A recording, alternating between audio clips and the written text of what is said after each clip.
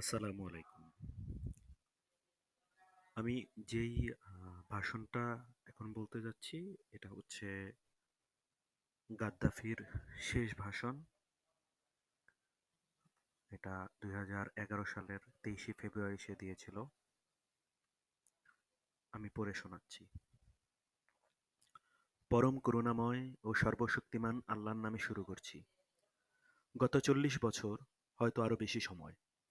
এই মুহূর্তে সঠিক মনে করতে পারছি না। লিবিয়ার জন্য আমার সম্ভাব্য সকল কিছুই করেছি। বাড়ি, হাসপাতাল, স্কুল করেছি। যখন ক্ষুধার্ত ছিল মুখে খাবার তুলে দিয়েছি। এমনকি মরুময় বেনগাজিকে সবুজ কৃষি ভূমি বানিয়েছি।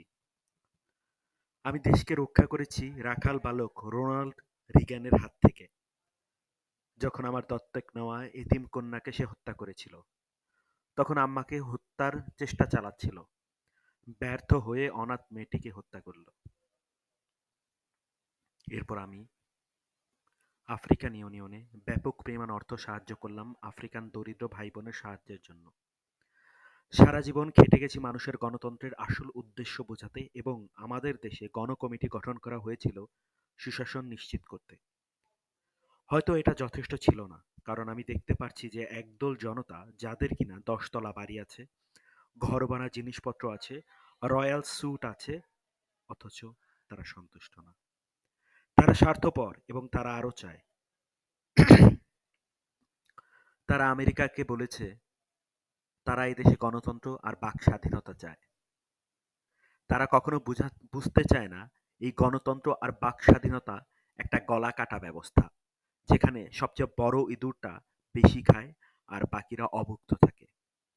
তারা বুঝতে চায় না আমেরিকায় ওষুধ ফ্রি নয়, হাসপাতাল ফ্রি নয়, শিক্ষা ফ্রি নয়, খাদ্য ফ্রি নয়, তেলের দাম কম নয়, বেকারত্বের হারও কম নয়। আমি যা করেছি তা নিয়ে অনুতপ্ত নই। হয়তোবা কারো জন্যেও খুব বেশি কিছু করতে পারিনি। বাকিদের আমি ঠিকই সেবা করে গেছি। তারা তো জানে আমি জামাল আবদেল নাসেরের পুত্র, যিনি সালাউদ্দিন আল দিন আইয়ুবীর পরের ইসলাম ও আধুনিক আরবের একমাত্র সত্যিকারের নেতা। তিনি সুয়েজ খালের নিয়ন্ত্রণ ভার নিয়েছিলেন তার জনগণের জন্য। আমি লিবিয়ার নিয়ন্ত্রণ নিয়েছিলাম আমার জনগণের জন্য। আমি কেবল তার পদাঙ্কই অনুসরণ করেছিলাম মাত্র। আমার জনগণকে ঔপনিবেশিক চোরদের হাত থেকে মুক্ত রাখতে, যে চোরেরা আমাদের সম্পদ চুরি করতে মুখিয়ে আছে। আজ আমি আর্মির ইতিহাসের সর্বসেরা আক্রমণের মুখে। আফ্রিকার ক্ষুদে শিশু ওবামা আজ আমাকে হত্যা করতে চায়। আমার দেশে স্বাধীনতা হরণ করতে, আমাদের অর্থনীতি ধ্বংস করতে চায়। আমাদের free housing, free medicine, free education, free food কর্মসূচি বাতিল করতে এবং রিপ্লেস করতে চায় চুরির আমেরিকান ফর্মুলা, যেটাকে তারা পুঁজিবাদ নামে ডেকে থাকে।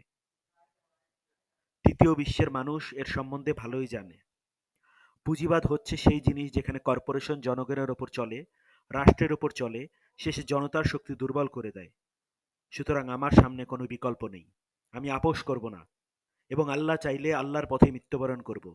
যে পথ আমার দেশকে ধনী বানিয়েছে, কৃষিতে সমৃদ্ধ করেছে, খাদ্য স্বাস্থ্য উন্নত করেছে, আর আমাদের আরব আফ্রিকার অসহায় ভাই বোনদের সাহায্য করার সুযোগ দিয়েছে, সেই পথ ত্যাগ করে আপোস করার কোনো মানেই হয় না।